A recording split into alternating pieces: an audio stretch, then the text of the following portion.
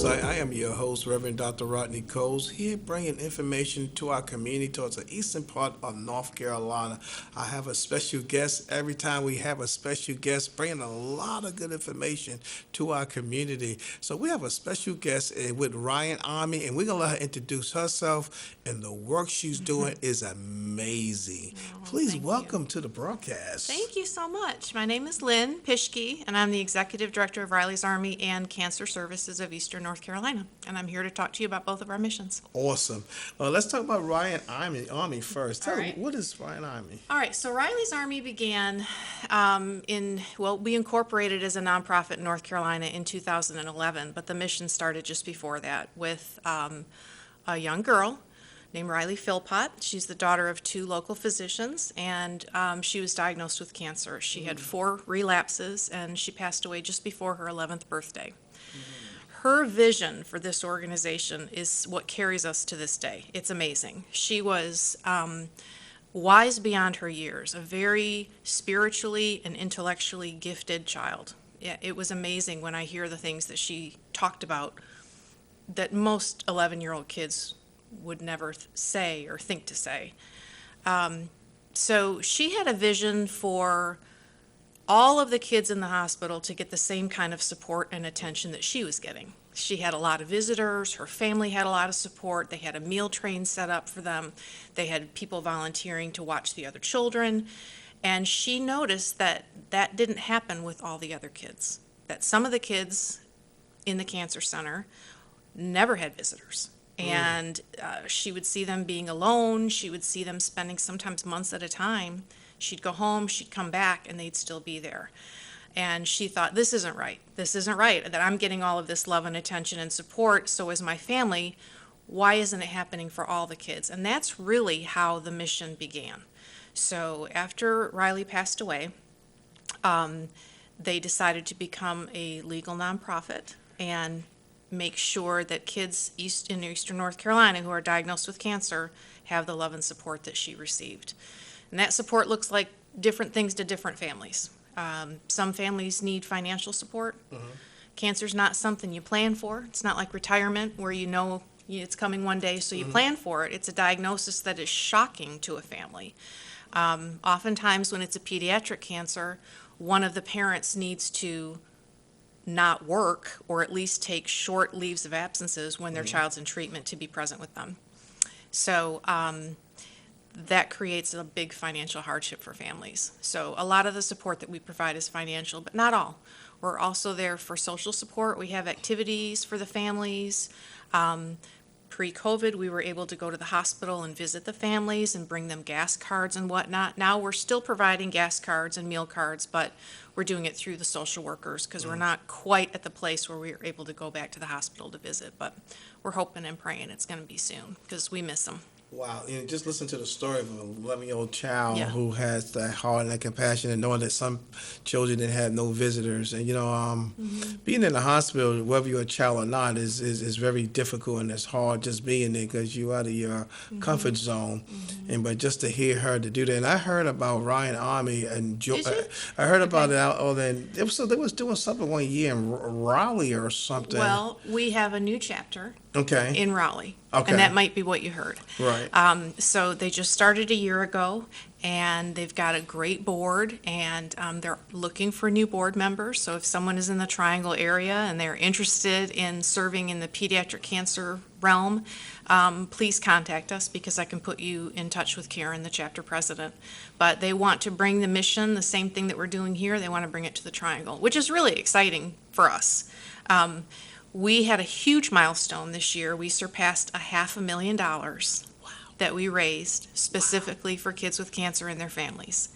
And for any nonprofit, that's a really big deal. Oh, yes. Yeah, it's a really big deal. And we're really proud of it. But we didn't do it. This community did it. And that's the whole thought behind this mission, is that this community supported the Philpotts during their greatest time of need, and now they're helping any child who's diagnosed with cancer anywhere in Eastern North Carolina. So we'll have kids that come here from the Outer Banks, Jacksonville, Ahoskie, and they come here for treatment. And once they're our family, they're our family forever. this is a really giving community here. It is. You know, Yeah. I have to say that, and Yeah. I may mention something later on. But one thing I want to say is that when a child is going through that kind of going to any type of counseling, well, anyone going through it is a mind setting that change. Yeah. We know it's like one of the things we could say. Well, we're not going to be here forever. But when somebody kind of tell you, your chances is more closer now than then. Your whole mind set Everything. goes. And I'm gonna mention True. something that took place even in my life. When I lost my mother-in-law in 2015, and she had cancer. I went into an area that my whole mind you just went. I mean, she was there with every step of my life. As Oh. I have known her since I knew my wife when she was 12. Oh. So, but she was with That's me at every beautiful. step in my life, and just when I lost her, but to be in the hospital, and she was in New York, so my wife, we were traveling, and my other sister, sister-in-law, she would go up there, her husband, and we'd spend weeks and weeks up there. But it's something to see a child going through it, and it touched me to knowing that people like you, who's out there to touch that family, it's nothing you can say. I don't know how to respond on something if one of my children was in that area. I know I'm a pray, but to have somebody to help me, Yeah. just To be there. Yeah. Just to be there is a really critical piece of providing support to a family who's dealing with a cancer diagnosis.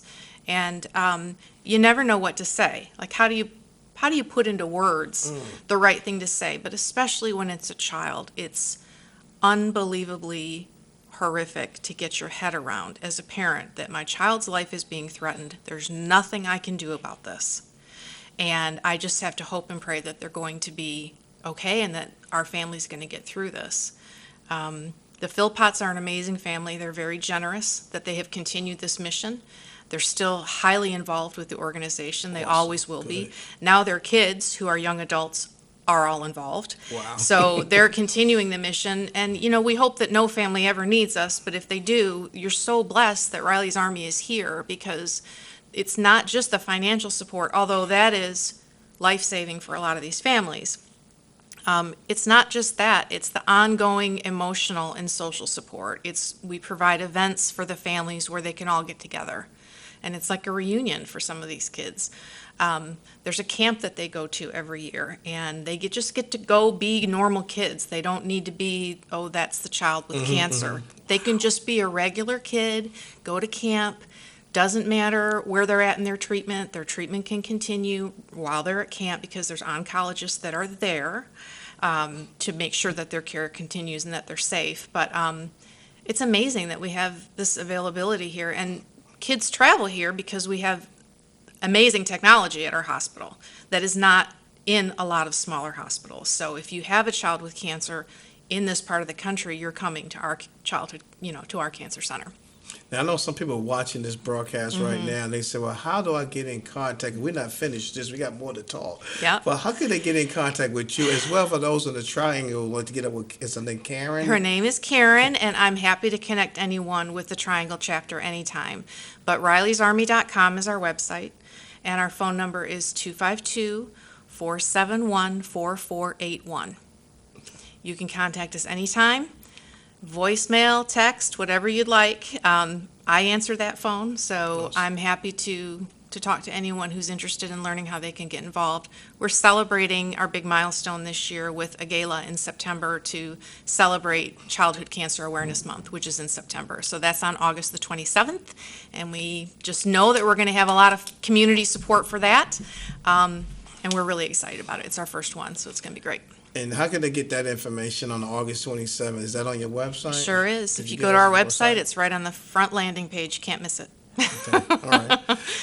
But when I just hearing that dealing with children that Yeah. have cancer, I was, as you were speaking, I was thinking about some of the parents who's really deal with finance, job, the law came in sometime where you have Family Leave Act, but you got to use all your vacation and time, but if you use it all, what you have, Yeah. and and they're trying to get the bills paid, and you want to visit them, and sometimes it may be difficult for them Yeah. to take off from jobs just to go there. For sure. And that was some of the reason that some of the kids at the hospital weren't having regular visitors, because their parents had jobs and other children at home to take care of, and they had to trust that their child was okay at the hospital. And absolutely they were safe, but the fact that they were alone a lot of the time was really heartbreaking to Riley. So they did something about it. It's amazing. And what are some of your needs that you may have need for right now as people listening to you? Well, gas cards. Big thing with gas cards. With the price of gas and people are traveling 2 hours for treatment and they're doing that for 6 weeks of radiation, their gas bills are off the charts. So we're getting a lot of requests for gas cards. We have a food pantry in our office, which you have supported before, so we thank you for that. You're welcome. And so if someone wanted to take up a food drive, we have plenty of space to store it, and we have families that can come as often as they want and get as much as they want of everything. So we've got a great variety of really nice quality items in our food pantry. So it helps. Those are little things that really, really help. Financial donations are wonderful. If people want to volunteer, we certainly have events that they can volunteer at. We have different committees. We're going to be developing a speakers club where people can go out and present about Riley's Army on our behalf, because we can't be everywhere.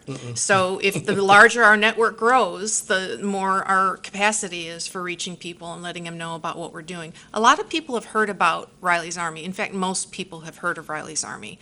Cancer Services is a little bit different. We're just 4 years old, and we provide support for adults dealing with cancer and their caregivers. So we share an office, which is financially smart for two nonprofits. We're in the Hartford ENC building, like you are. Yes. Wonderful place, Oh, great yes. network to be around all those nonprofits and like-minded people. We help each other, which is amazing, because nonprofit work is hard, and when the economy is hurting, it's really hard. And I'm so lucky that I get to do what I do. I love what I do, and I've left it a few times, and I always come back because this is just who I am. This is just what I love to do. So I feel extremely lucky to be in the field that I'm in. So Cancer Services has been around, like I said, for 4 years, and we provide support and resources, a lot of resources. So someone maybe is newly diagnosed with the cancer and they call and say, where can I find a local support group? How do I handle the conversation with my employer? Who do I talk to at my employer about a leave of absence? I don't want to lose my job. Can I still work when I'm getting chemo? How do I get a social worker at the hospital? Basic things that you don't know you need to know until you're there. And then the family is scrambling saying, I have no idea what to do. So we're a resource for anyone, adult, pediatric, anyone who has a cancer-related crisis. They can call us. We can't do everything, but there's only been one thing I can think of that was a really unusual request that we couldn't help with, but we could refer them to someone who could help with it.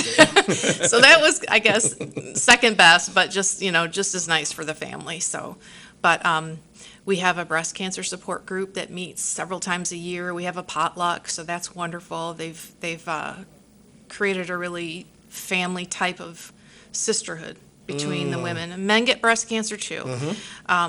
They don't want to come to our support group. I don't know why, but it doesn't. We invite them. To even get a prostate test. Exactly. It is. It's a different experience for a man who's diagnosed with cancer or a woman. A woman is eager and willing and excited to reach out and ask for help and find resources. And a man, it's different.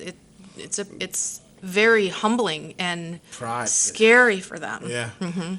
I'm glad you said it. We're working with a group of men down in Georgia, and we have a father and men here, and you're right. And one of the conversations, Dr. Ellison, is trying to get the men to be more involved in health. Yeah. But I'm just listening to the cancer center, because, you're right. We don't know how things work until it hits you. Until it lands at your door. And every family knows someone, has a family member. No family is immune. It affects everyone. I mean, every single year in North Carolina, over 65,000 people are diagnosed with cancer. Every year. And so when you think about the effect on our economy when those people leave the workforce, when those people need more social assistance, when those people go back into the workforce. I mean, it's huge, and there's not a lot of nonprofits that provide support to adults with cancer. There's Riley's Army, of course, for pediatric cancer, and there's other nonprofits for pediatric cancer, and the world loves to give to pediatric cancer, and it's not quite the same with adults. It is more of a pride thing. Yeah, and you know, when you look at it, when adults get a cancer and when there's no support and where we go, and you know, sometimes they could go from one place to another. That's just frustrated than knowing that I gotta go there. Well, just call this number 555-1212, and they can help it. Then they call 777-3838. You know, that's gonna be. Yeah, I'm already going through something. To have a one-stop shop, to me, it sounds like to me. It's like a mini Walmart. I could come to you and kind of hear on some information if I have cancer, and they Right. can reach out to you. Right. And we all need someone to speak to us on that because we're going through it. This is a different part of our life. You know, it's like being a mentor, Right. but it's counseling to them. Well, that's what we try to do. And I'm not a medical professional, so I can't give medical advice, but I can certainly point them in the right direction of where to get the medical counsel that they need, whether it's spiritual support, emotional support, social support, whatever it is they need. There's so many on our website. There's 65 resources of links you can click through for different things, and it's everything from gas cards to food support to utility support to support groups to mastectomy products, prosthetics. I mean, everything you can think of is on there, and we add to it all the time. As soon as we find a new resource, we add to it. But so. You know, one of Reverend Bob Hughes, that good friend of mine, always say this here, and they think where you don't have to be a medical doctor, but you have that compassion, and that compassion brings them in when they're dealing with anything they're dealing with. It's like, and this is his slogan, I couldn't steal it, but it's his. He says, the heart doesn't move what the eyes doesn't see.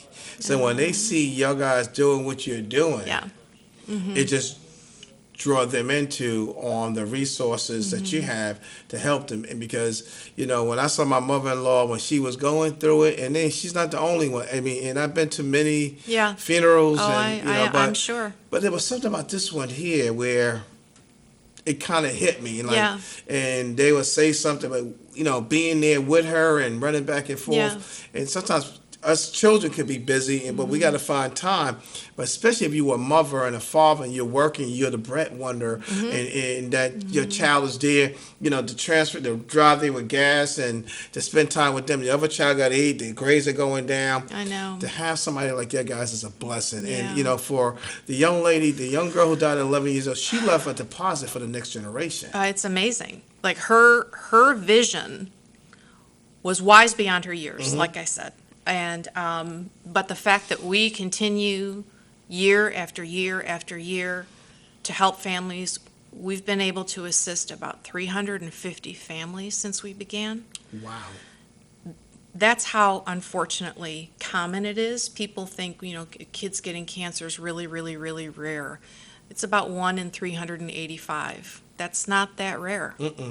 And the good news is since the 70s, the survival rate is way better than it used to be. But still, not for everyone. You and I could have the same diagnosis and completely different outcomes. True. And you don't know. There's no way to know. Our physicians, God love them, it's Doctors' Day today. Congratulations and thank you to all those great physicians in the world. But they practice medicine. They do what they believe is best, but they're people. And they're not perfect, and they're not supposed to be perfect. But the physicians that I see who care for these patients in oncology, those are their patients. I mean, they're committed for the long haul for these patients, and they will move mountains to get them what they need so that they survive this diagnosis. So we're happy to support them because they can't do everything. They can't help with a utility bill, but that's what we do. That's what we do. So they can say to our patients, listen, I know that you're having financial hardships. Here's this card, call them up and see how they can help you. And that's how we get referrals every day. it's amazing that we need to get more of the churches more involved in what you're doing, because to hear this, churches, that's one of the biggest things when they deal with funerals and the resources. We send things out in the e-blast, and we also have a meeting with them to give them update on that. One of the things that's being done this year is they have a magazine that's coming out, so that's going to be another thing. We'll be talking about how we get you in that there. But I know the churches definitely need to know more about this. We may go to school to understand the theology of the Bible in the seminary schools. Yeah. But we really don't have the knowledge on all these resources. And that was one of the things that I pulled myself out of that and said, I need to learn more what's out here to help the people. And because we have folks that's dealing with, whether it's cancer, whether they're dealing with legal issues, coming home from jail, those issues are going on. Those may be alcoholic, or those may be dealing with a mental illness. Yeah. We had to group all that, and you said something true. I'm so glad that Mr. Flowers and Sid and Jew White, they put something together that all nonprofits that's in one location, that we could work together. Yep, and help each other. And say, I need to write a grant. Have you ever gotten this grant before? What's the right way for me to write this? What are they looking for? And help me write this. And we're happy to do it. We're happy to do it because we want everyone to be successful. Our community needs that. Imagine if we didn't exist, what our community would be like if there was no nonprofits. If everything was just a for-profit company, imagine all the people. It would be a different world that we're living in. And the impact is like, you can't even measure it. It's so huge. And we help the caregivers as well. So, if I'm in your family and I'm your caregiver, I'm tired, I'm scared, I'm exhausted. I'm trying to be strong all the time for you. Make sure you have everything that you need. Where do I go for support? Who's there supporting me? Who's there helping me? That's a really important part of someone's cancer experience, is that they have, supportive people around them, but their caregivers also have the support that they need. So they don't go unnoticed.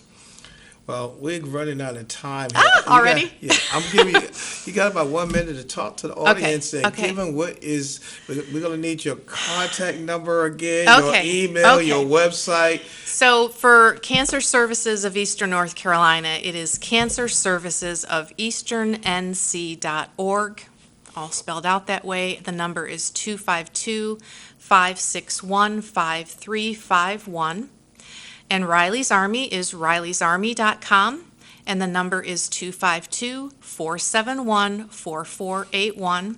And if it's on your heart to help a family who's affected by cancer, please reach out to either one of these organizations, and we'd be so blessed to have your support. Thank you. Well, we are running out of time. I will say to the audience, this is an organization as a nonprofit that's helping children as well as adults. If you ever seen a child that's going through something, it's a whole new mindset. And there's questions that they're going to ask the mother why I'm dying, why do I have it?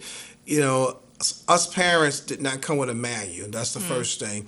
So we need people to help us. And this is an organization that's out here helping with those children as well as adults when you're going through. Because we have some adults say, why am I'm doing that? Why do I have cancer? What's going on?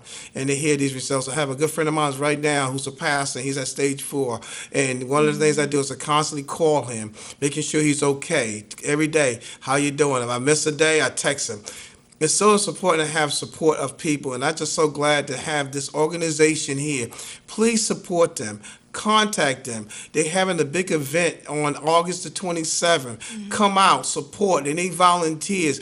We need gas card. Listen, it's not what you don't have to stop you. You already have it. We can send a $20 donation or send a $20 gas card and just mail it to them. And it costs about 55 cents on a stamp, I believe, today. Or just drop it off or call and she will pick it up. Let us help. We thank you for this broadcast to be speaking today and getting this information out. God bless, and we'll see you at the next broadcast. Thank you.